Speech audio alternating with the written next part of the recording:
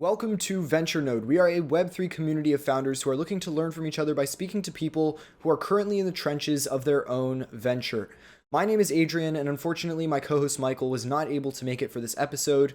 Join us today with our guest coming from the incredible Evmos project, Federico Kunze. Unfortunately, we had some audio issues during the recording for the first couple of minutes. However, Federico was only introducing himself as the co-founder and CEO of Tharsis, which is the team behind the Evmos project, and was just beginning to talk about his experience at Berkeley as he got into the more technical aspects of blockchain technology, which is where the recording begins. But without further ado, enjoy this episode. Group of students that worked all on different types of projects, doing consulting for Fortune 500 companies, provided education and educational material for new members and also for the rest of the community. They even have an EDX course on cryptocurrencies and blockchain, which is really cool, and they were able to provide that from the University of UC Berkeley. And they also had like a R&D also branch that they did like white paper reviews, and they studied all the different like protocols that were back in the day when I joined, launching and doing their ICOs. So like proper due diligence of white papers, etc. So that's how I got started, like at a technical level with blockchain. And with blockchain Berkeley was how I got started with writing smart contracts in Solidity. We worked with a client back in the day with Qualcomm, working on their like initial proof of concept implementation of a node network between different providers. Um, and that's actually how I got started with Ethermint. That was the first time I got that I learned about Ethermint, which is the same project that we launched yesterday, but with it was its own name under a different company Mhm. that had created this proof of concept of an EVM on top of tendermint consensus and with fast finality. Um, so it solved our use case perfectly, and that's how I got started with blockchain development and also Ethermint and Ethereum. Yeah, actually, I was wondering because I noticed that. So you originally you started working at Ethermint, and then you decided to move to Interchain. So I was wondering, like what caused you to go to Interchain from Ethermint, and then of course after that you went back to Ethermint under the rebranding with Evmos. Yeah, so let me go back to the original story. Once uh, after doing that semester abroad, I did my internship with Tendermint, which is a company that now it's called Ignite, were the original creators and the co-founders of Cosmos. Were the same co-founders of, so it was like the development company for Cosmos, and that's how I got started working on the wallet, etc. And they had this proof of concept that they didn't have enough time to work on it, because they were prioritizing the Cosmos SDK and also the Cosmos Hub back in the day, and IBC and all the different protocol implementations that they had to take care of. Um, after 2020, where most of the when most of the engineers left, I started working as a freelancer and contracting with different blockchain companies. And one of them was the company that was actually working on Ethermint through a grant, which was ChainSafe. And after working there for a year and realizing that their priorities and my priorities with the project weren't completely aligned, I decided to leave and go for request funding to the Cosmos Hub Treasury, so the community pool that had a pool of funds for new projects that were seeking for funding.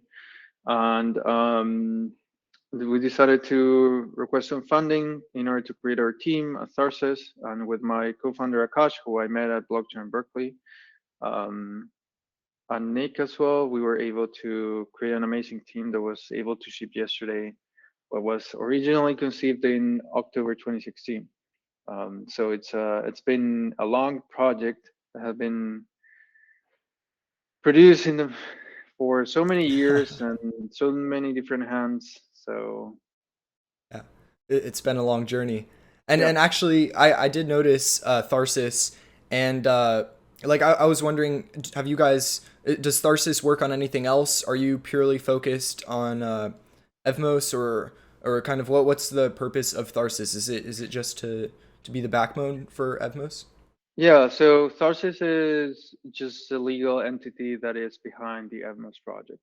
So it's a company that employs all the engineers and all the business development and us as well. So it's a legal company behind that. And to your first question, yes, it's solely focused on Evmos right now. And but we are trying to expand also into developing products for Evmos specifically that are aligned with the future of Evmos, that are not necessarily like core protocol development and core protocol engineering. That's why we are also hiring full stack engineers and front end engineers that can help us ship these products that are more like the user facing side of things. Okay. And I also noticed that you're also working on another project, Sommelier Chain. Yeah. Uh, Yeah, I am originally part of the founding team, although these days I'm not doing anything in particular like hands-on with sommelier, but I regularly attend the meetings with the founding team and with Saki more specifically. got it. Awesome.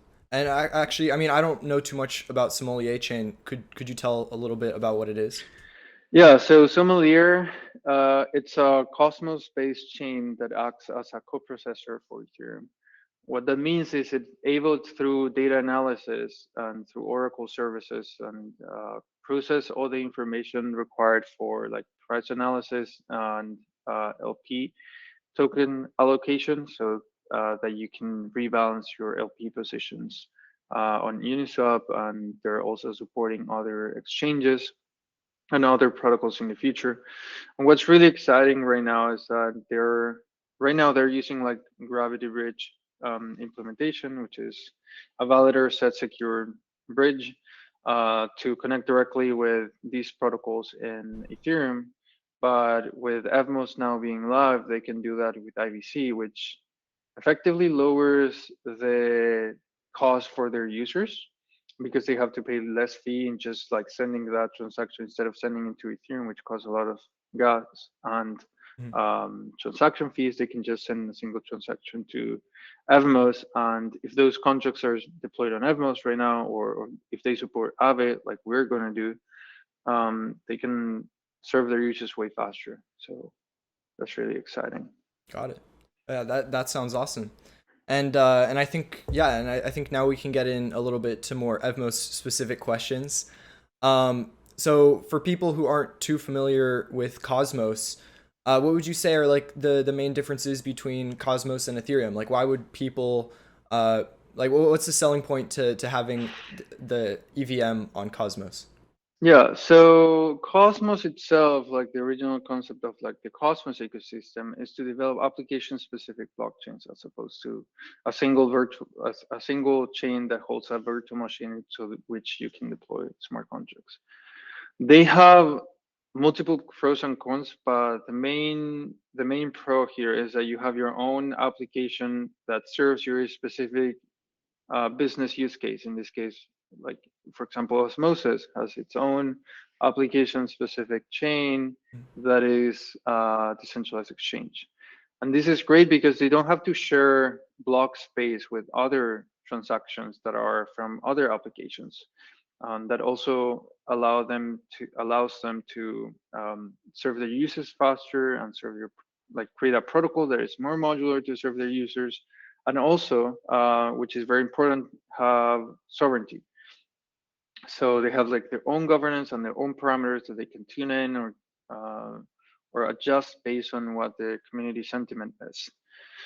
That's kind of like from the Cosmos side. The main cons is the speed of development and the adoption of these. And until now, they were like pretty isolated.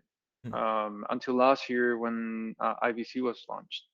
But with IVC, the main benefit now is that all these previously isolated application-specific blockchains that were serving a specific set of users now become interoperable with IVC and are able to talk to each other, transfer assets, and transfer data in general. So they can, even though they are they're fully sovereign between, they can still communicate within each other, with each other. So that's really cool. And for example, with Evmos, so you mentioned that so they're application specific blockchains. But if a project was looking to launch on Cosmos or on Evmos specifically, would they have to start their own application specific blockchain with the Evmos infrastructure? Or are they also able to launch on like a shared Cosmos blockchain together? Yeah, so like the main thing here is the main selling point is that they are able to deploy the same smart contracts they have on Ethereum and other EVM-based chains, but now those contracts are fully interoperable with the rest of the ecosystem and are able to serve like the use case I told you about Sommelier, being able to do this call processing like liquidity positioning, liquidity position rebalancing. They can do that by connecting those smart contracts with other applications that have application-specific use cases. Um, they could do their own EVM, but that EVM would also be open for other smart contracts to be deployed in.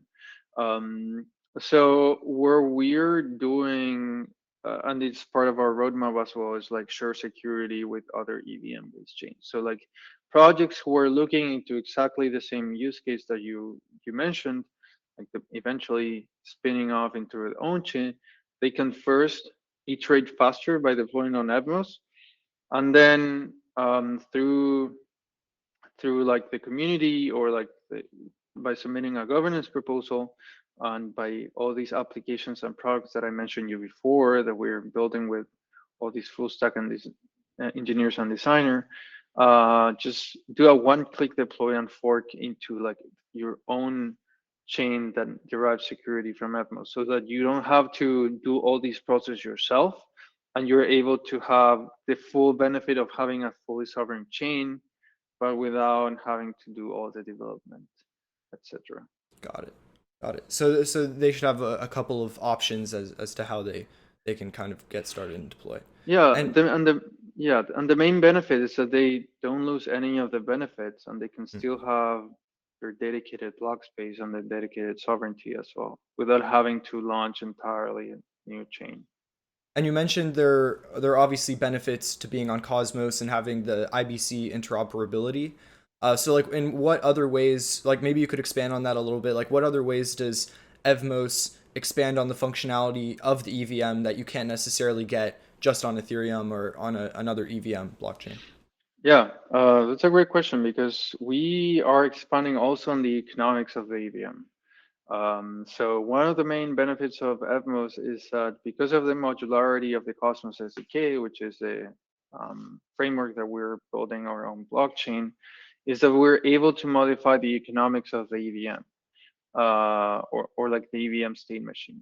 Um, so what this means here is that instead of, for example, transferring all the fees or all the Coinbase transactions, all the new blocks that are getting mined, all those tokens previously on Ethereum and other EVM chains are going to the miners in proof of work or to validators in proof of stake. What we realize, what we identify is that there was a complete misalignment between like all the different types of users. So the validators were getting all of the, the transaction fees and also the block rewards, whereas the users and the developers who were interacting and serving the blockchain weren't actually aligned.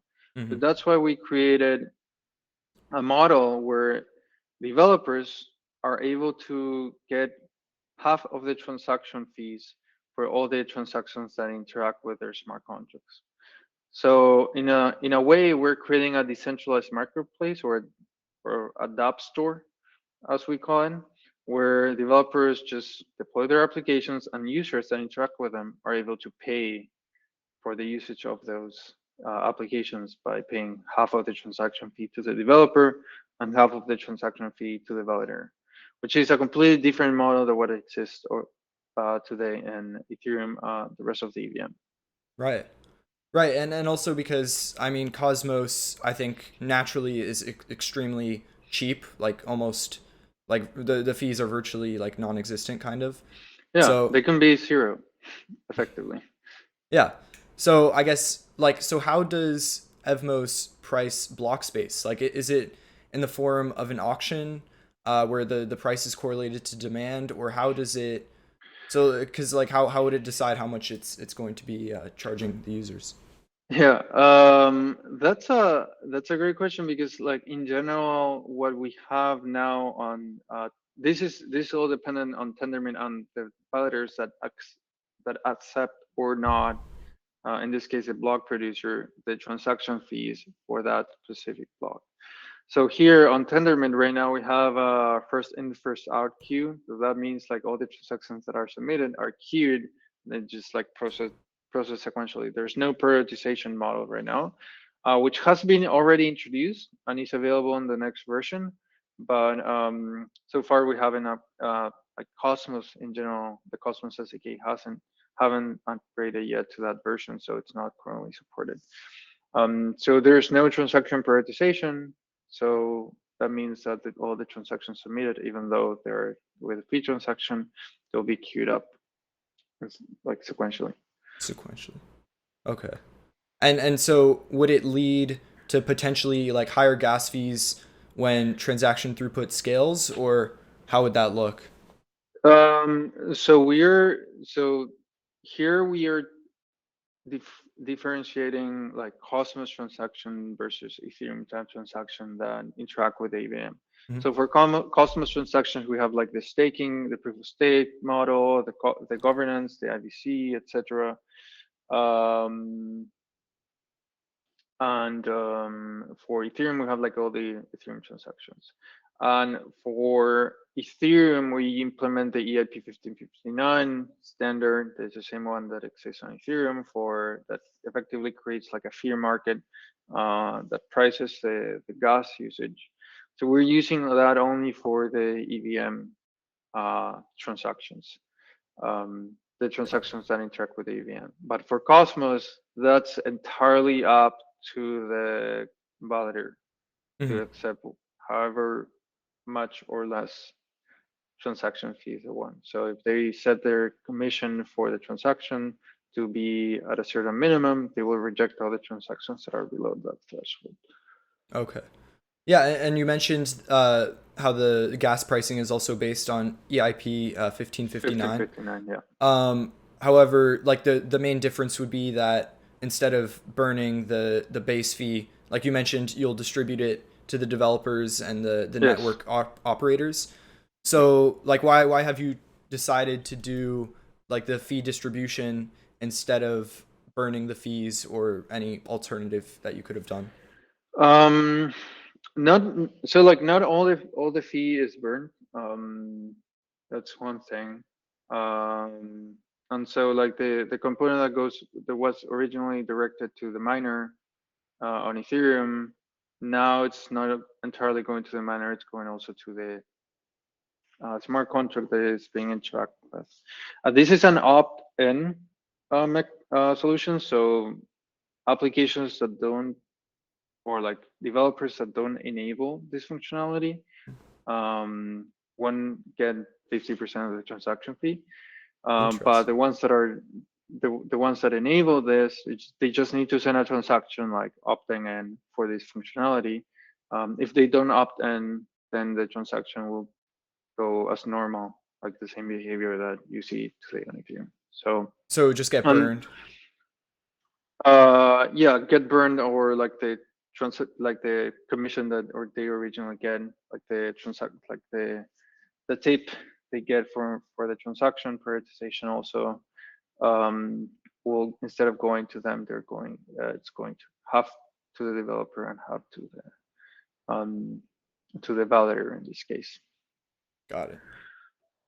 And so in terms of the EVM, do you foresee, because I know like Ethermint and then going into Evmos, it's obviously all based around the EVM. So I imagine you must have a pretty strong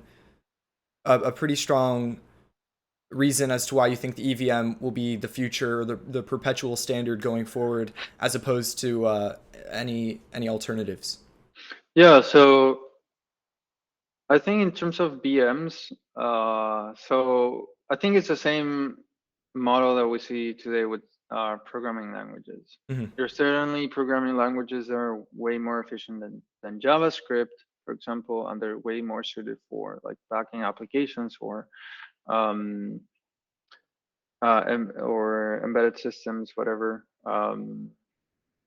And then you also have JavaScript, which is used for like more web app applications, even though those new languages and more efficient languages already like could support like the like UI components or UI frameworks.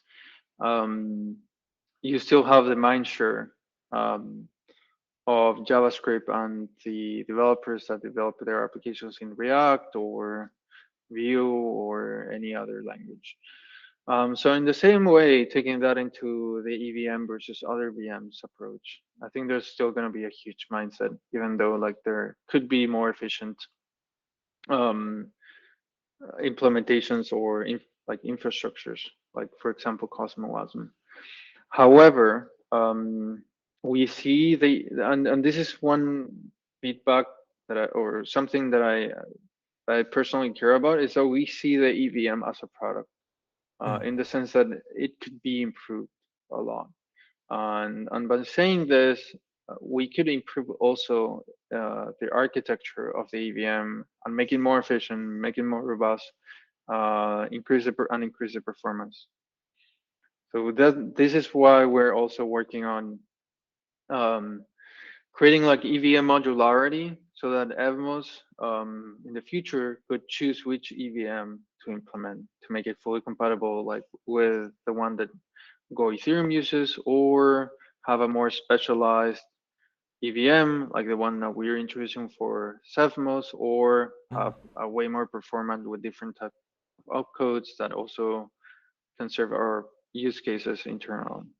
That's really interesting. So I would assume, like with Cevmos, is Tharsis working on like improvements on the EVM specifically for that? So one is introducing improvements directly on the EVM, and the other one is like creating a specialized EVM Hmm. that only serves a specific type of contract. In the case of Cevmos, we're creating like the latter, which is like a specific, like specialized EVM for rollups, so that rollups can roll up into the settlement layer, which would be Cevmos, and then Cevmos would connect directly with Celestia for the data availability layer. Hmm. Yeah, and actually, I mean that's a perfect transition. Like maybe you could talk about what Cevmos is, just for people who aren't very familiar with it, because I'm sure they're just hearing about Evmos, and now there's another thing coming down the line. Yeah, so we have been very close with the Celestia team for years now. I work together with Ismail and Tendermint, now Ignite. But yeah, we've been friends for a long time, and we were discussing about like how to scale Cosmos and Ethereum in particular, and how other projects in the ecosystem like Polygon already had like roll-up solutions, etc. But that their approach we believe was not the right one. So we decided to collaborate in a way that we're collaborating in creating a better experience for Ethereum rollups. Um, so that Celestia can focus on the data availability side, and we focus on the EVM, which is our core strengths, Mhm. like individually. So then together we can create this amazing product for rollups in order to scale Ethereum. Okay, and and like why is data availability such a bottleneck? Like what makes Celestia so important to these rollups? Well, Celestia is building uh like the base layer. It's gonna be like, I feel Celestia will be the last layer one solution, Hmm. because after Celestia launches, like most of the blockchains themselves would start not as individual chains, but as chains with like connected directly to Celestia for data availability purposes. So then the block space is not limitation here. Got it. And will how will Cevmos uh how will it affect Evmos and those chains? Because it almost seems Like a like different project, yeah, right. like a Like would parallel. it make Evmos obsolete eventually if it were to be like the perfect Ethereum rollup, or like how would it coexist together? So as I mentioned before, so they're they're different in the way that Cevmos will be a specialized EVM only for rollups. So Mm, you wouldn't be able to deploy an ERC20 token, for example, on Cevmos. You will have to deploy that on the rollup that connects to the Cevmos settlement layer. Um, and then that's one thing in the sense that their architecture is different, but also the Cevmos will use some form of the Evmos token or the Celestia token, so the adoption of Cevmos also already will benefit like the Evmos holders and the Evmos token. hmm. So yeah, Got it. So it would maybe be something similar to like Polygon, where they have kind of like different solutions, but it's all exactly, based around the same team, like the same token and stuff like that. exactly, And yeah. and and how would this compete with like other rollups like Arbitrum or Optimism? Like, would this be like? I mean, I know you mentioned it's going to be a different version of the EVM, so it's not directly. You can't just deploy an ERC20 token. Um, so would it be competing with like other rollup solutions like Arbitrum? Well, the idea would be for them to directly deploy on Cevmos because it's an EVM specialized for them, for Hmm. those rollups. We're not in the business of creating like arbitrums or CK like secret rollups or something like that. But we're providing the base layer of infrastructure for them to be more efficient. Okay, I see. I see. So okay, got it. Yeah, I think that clears a lot of the questions So that it's more like come migrate to us and just you know compete. got it. So it's more like improved infrastructure that they can adopt rather than something that would be like competing with them. Yeah. Yeah. Okay. Well, I think something that's very talked about right now is definitely the tokenomics for Evmos, Yeah. because everyone's looking at the airdrop. Everyone wants to start trading it probably. So I guess the first question I thought was pretty interesting was like, why did you decide to go with the rekt drop? I thought that was an interesting concept. Yeah. So the RektDrop was, I mean, we decided to create something that was memeable, but at the same time was represented what happened throughout the last year. Hmm. Um, that that concept pretty much summarized like everything that happened in terms of ETH2 not launching in time, or like users have to wait, transaction fees soaring, also the security vulnerabilities, MEV, um, sandwich transactions. Um, yeah, all of that fitted very well on with the concept of getting wrecked. Um, and in the case of Cosmos, also like the atom just dropped 50% from the all-time high price. There were like uh, yeah, and that also fit into the concept of getting wrecked. Yeah. So that's kind of like the reason why we decided to go with that name. Yeah. No, yeah, I think it's a great idea personally because, it'll really anyone who's been like extremely active in a lot of these projects has at least experienced a couple of wrecks. So I think Yeah. you'll definitely get a really high quality user base from the people that have been very active in a lot of these ecosystems, which is awesome. And Yeah. those are going to be the users that get the airdrop from the token. Yeah, and the dashboard is already live. If you go to .com, I think it is, Mhm. godrekt.com, you can see your dashboard and you can see like if you were eligible. So let me, so there were like 2 million tokens, sorry, 100 million tokens being airdropped to users. And with them, 2 million total eligible recipients for the airdrop. It was like 2 million and yeah, like 74,000 or something like that. So distributed into the different categories. So like we have Ethereum, we have Cosmos, and then we also have early contributors. Within Cosmos, we also have two categories. One is for Cosmos Hub users, and another one for Osmosis users.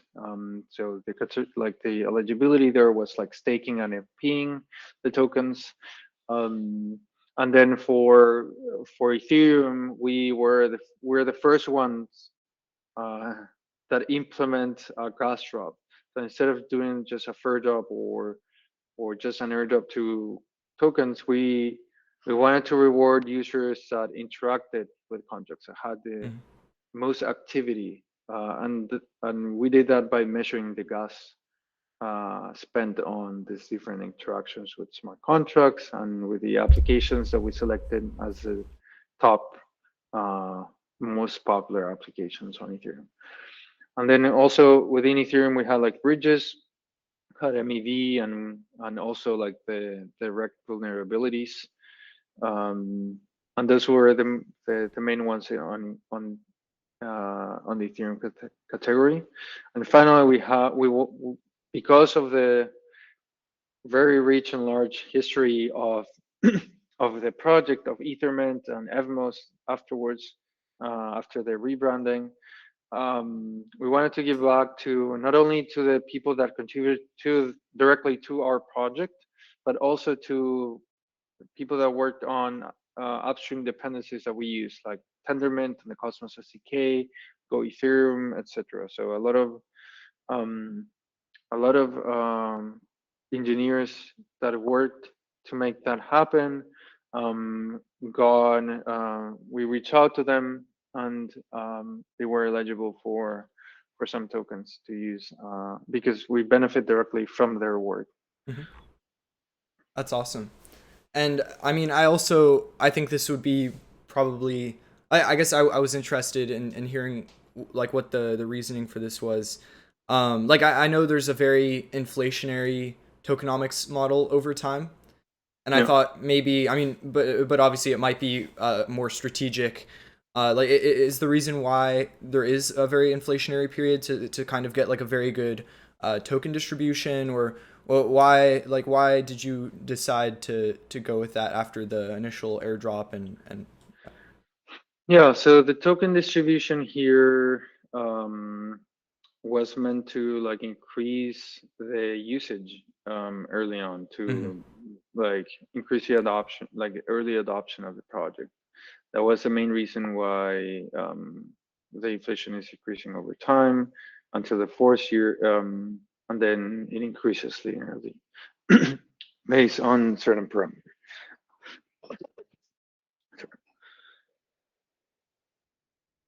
Yeah, and this parameter can be tuned in by the network and by governance. But yeah, after the fourth year, it increases linearly, and yeah, like the main thing here for the inflation model is also that the block rewards. So like all the tokens that are getting mint Mhm. are split between different categories. So like um, for the validators, we have for the community pool. So like to fund other projects like we did. We had our funding from the community pool of the Cosmos Hub. Mhm. And then we also have like the team allocation, and we also have user incentives. This last section for the block reward distribution is really important because we wanted to also incentivize not only developers, like I mentioned before, and validators, but also users, because we see them as a key part of the ecosystem. So we wanted to, instead of creating all these, in our view, more less transparent and more unilateral, like liquidity mining programs and all that stuff. We wanted to integrate that directly in the protocol by creating the same implementation that we did for the gas drop. So based on usage, you will Mhm. get tokens back. So it's a Interesting. usage incentives rewards. So that the more that you interact with this application, the more transaction, or like the more gas you use for these applications, you're eligible for a certain percent of these block distribution. So like users will vote and approve by governance all the um all the like smart contracts that they want to incentivize. Mhm. So in the same way that you can see on Osmosis, like the incentivized pools, you would vote for them on Cosmos, on Evmos, sorry, and then you would give out rewards for the users that interact with those smart contracts. Got it. So it seems like a lot of the inflationary aspects of the token would be directly to really to contribute to the growth of the ecosystem initially. Exactly. And I think it's interesting that you mentioned. So you said that there would be kind of the community funds to fund different projects that might want to launch on Cos or on Evmos, and that would be a large way to attract developers. And then for the users, it would be the kind of like the User rewards incentives. Yeah. for using the contracts and interacting with the blockchain. So I Yeah. think that should be a pretty good reason to have that Yeah. to grow the network. And in summary, we wanted to incentivize the three largest, like the three types of users that we have in our ecosystem, like the validators that provide their nodes, the developers, and finally the users. But because we didn't want to just leave it there, we also wanted to reward. We also wanted to reward validators. Sorry, IVC relayers. Hmm. And IVC relayers are the main reason why we are, um, yeah, how this interoperability between blockchain is maintained. So they have to spin up machines and light clients between like the two uh, chains that they're connecting, and they provide these services by relaying the transactions and maintaining the light client so that the transactions on one blockchain can be verified against the light client state of the other blockchain. So they have to do a lot of operations and submit a lot of transactions in order to maintain these relayers. So we are also giving them 50% fee rebate for the transactions in order to like ease their operations. And this can be tuned by the governance as well.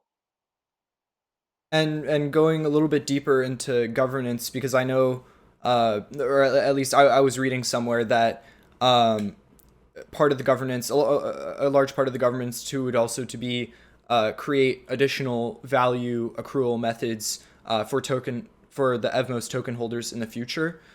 So like, what value accrual methods do you foresee Evmos token holders eventually voting for? I know something that I was reading that was pretty interesting was the voting for the ERC20 module, I believe.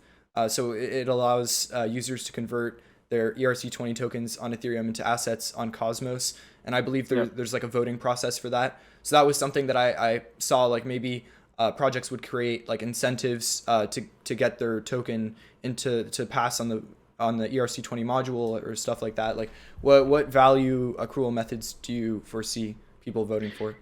Yeah, so that's one thing. So in terms of governance, you need to vote for a canonical representation of an asset. So imagine someone created an Ethereum or like a WETH contract on the Evmos EVM, and then you suddenly find another one. You need to differentiate between them in order to do the conversion. So that needs to be approved by governance. Um, so like there's a token mapping between like the Cosmos representation and the ERC20 token that needs to happen in the state machine in order to perform this conversion naturally. At the same time, you have the possibility of um, for these for these projects that want to deploy early on Evmos, since all these block rewards, so all these tokens that are minted every epoch, that a portion of those goes to the incentive pool. Um, as a project, you have the incentive not only to enable the fee setting so that you can send a transaction and you start accruing like half of the transaction fee, but also to submit this governance proposal for your users to get all these incentives when they interact with your contract. Mm.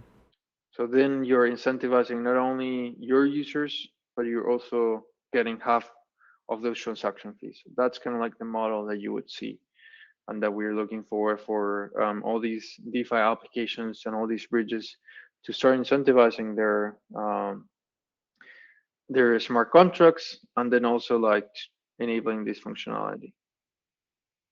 Yeah, I mean, it seems like it opens up a huge amount of like modularity and I feel like there are a lot of things that you wouldn't be able to do before by having like this fee model split or the functionality with the block space pricing and where it goes, where it's directed. Yeah. I think that's a huge that's just like an additional incentive that a lot of other blockchains or competing EVMs wouldn't have. So I think that's really Yeah. awesome. And I noticed that Evmos has a lot of partnerships. You know, a lot of projects that have said that they're going to launch right at the beginning.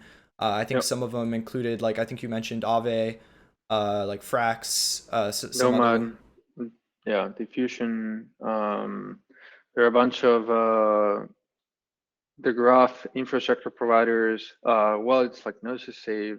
A lot of them are deploying um, soon. I expect to Evmos. So yeah, so I think you would foresee a relatively good infrastructure right at the beginning from a lot of these existing projects, kind of like porting over and getting integrated for that. Yeah, so that's a main thing, like getting the blue chip projects from Ethereum and the EVM ecosystem, but also uh, supporting the smaller projects that are uh, just making sure that they're also using like these new functionalities that we're offering to developers and their users um, through Evmos. And one of the last things that they've also realized and that we also really worked hard for is to increase the user experience, not only for Cosmos users, but for Ethereum users. So, so we've been working heavily on the UX on the wallet side so that MetaMask now signs Cosmos transactions or like an IBC transaction can be signed using MetaMask. Which is And awesome. also, I think that's which is huge. Yeah. which is amazing because it now you can now with your MetaMask you don't have to download a new wallet and then you can now submit a transaction to send your your token to Osmosis directly with using MetaMask. And then finally, we also wanted to add the functionality for all the Ethereum clients and applications and Explorer to display the Ethereum data and to display the Ethereum formatted address in hex format instead of Bx32, which is a common one. And then we just shipped, which is now live, We were closely collaborating with the Kepler team, and now it supports Ethereum signing so that you can sign all your Cosmos transactions as usual, but now you can sign all the Ethereum transactions as well, which is a huge milestone for adoption in Cosmos for Evmos and the rest of the Ethereum ecosystem. Wow. So it's how do you integrate the Ethereum users into Cosmos and vice versa? That's the problem we're solving. Yeah, and then I'm sure it'll be a huge way to also onboard a lot of Ethereum users into the Cosmos ecosystem down the line, not only on the Evmos group of chains, but also Yep. to other Cosmos chains as well. I think that would be Yep. huge. And I also saw that Evmos will kind of act as a settlement layer for some like multi-chain transactions, maybe with some Cosmos-based bridges or stuff like that. Like what would the bridging look like if users are trying to come from Ethereum or coming from Ethereum? Yeah. So we have multiple bridges deploying within the first week on Ethereum. Oh, sorry, on Evmos. They support not only Ethereum but multiple EVM-based chains. The main ones that are connecting and that we're closely collaborating with are Numa and Connects. They're able to offer a unified solution that for our users in order to bring the Ethereum assets and the EVM assets into Atmos. And they're also providing liquidity to all the different applications and AMMs. So there's also like a huge arbitrage opportunity between like the AMMs on Evmos, Mm-hmm. like Diffusion and Chronos and etc. And also like Osmosis and the ones on Ethereum and also the EVM. So hopefully it's also gonna increase a lot of the adoption then. And yeah, so we expect Evmos to be the point of entry for all the blockchain ecosystem, not only for the EVMs, because there's I think like at least one EVM based chain in every ecosystem Mm-hmm. that we have, and those will connect directly through these bridges to Evmos and then to the rest of the Cosmos ecosystem for the first time. Ah, that's yeah. I mean, yeah, the bridging infrastructure and then the wallets. I think that'll be like super important for the as easy as that is. In addition to all of the rewards on Evmos, I think it'll be a huge attractor compared to a lot of other EVM chains. So I think that'll be a huge like differentiating factor. And so Yeah. I know you guys have been super busy because kind of right when this podcast will probably come out, I know that you're like in the middle of the launch process Yeah, we currently. are. You're super busy. Yeah. So like what stage are you at in the launch process, and where can users kind of expect to be by the time, let's say, in the next couple of days when this episode comes out? Yeah, so the main thing is today that it's Thursday, we're enabling the dashboard. So if you're listening to this, go to gotrekt.com and then connect your MetaMask wallet, connect your Kepler wallet, and you're able to check your eligibility and also claim your airdrop. So that's the main thing. And then also start using MetaMask with Cosmos transactions. Start using Kepler with Ethereum transactions. See how the user experience looks like for you, and give us your thoughts. And we're happy to take any feedback on how to make this way better. And we're also be, I guess, by the point like users listen to this, there's also going to be a ton of more applications because we just launched yesterday. So there's also going to be more liquidity, more usage. There's going to be price. Like the Evmos token will also be priced right now. There's Osmosis, I think, was just talking to them. They were already set up their relayers and someone needs to create a pool in order to bring the liquidity. So that's one of the main things. And I like to sort of towards the end of the podcast, I like to ask. I know blockchain and cryptocurrency is evolving a lot every single day, and so and even in a couple months, the outlook of what could be happening can be completely different. But where do you see like Evmos and Cevmos, where and Cosmos? Where do you see these projects in the next year or so? Like, whoa, what's the outlook? What's the goal and the innovation that you'd like to see? Yeah, so the main thing that will happen throughout this year is like the interoperability component will be finally done between like the different blockchains. Last year we saw a lot of bridges spinning up. I think to this year we're gonna try to solve the fragmentation issues. So I imagine that you bring tokens from different EVMs, but they're the same underlying token. So how do you solve the fragmentation of the same asset into multiple versions? I think that is going to be resolved in some way, maybe through a protocol that takes all the risk, and then like you're able to fix kind of like the fragmentation into like a single asset. Um, Frax is already doing this with their stablecoin. Um, and then finally, you also have I think the interchain composability component, which is the use case I talked about earlier with Sommelier and with other chains that need to connect directly with smart contracts in order to better serve the user experience. And then through the interchain composability component, like all these applications, all these blockchains that don't necessarily run an EVM will be able to, through IVC, connect to Evmos and to the smart contracts deployed, and then handle that response in a way that is understandable by the application in order to serve their users. So in the case of Sommelier, they will be able to connect directly with Aave that it's deployed on Evmos and then analyze that data and then serve that data to their users. Awesome.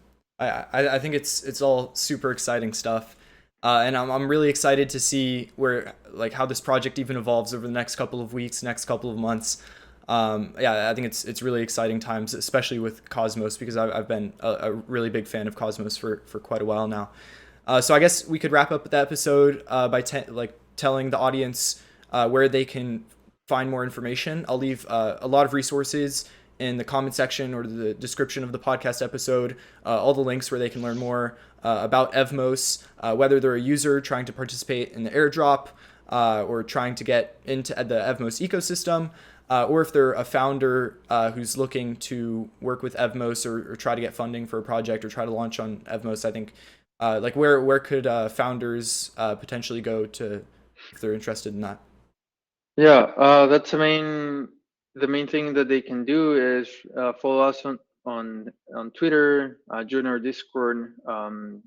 Our username is Evmos.org on Twitter and Telegram, and on Discord is discord.gg/Evmos. And of course, go to our documentation, evmos.dev, where you can get all the information necessary for how to get started with Evmos. So Awesome. everything will be in the description. And thank you so much, Federico, for coming on. I think this was a really amazing episode. And hopefully in the future, as Cevmos and everything evolves, maybe we can have you back on again down the line. Awesome. We'll be really glad to join again. Thank you so much.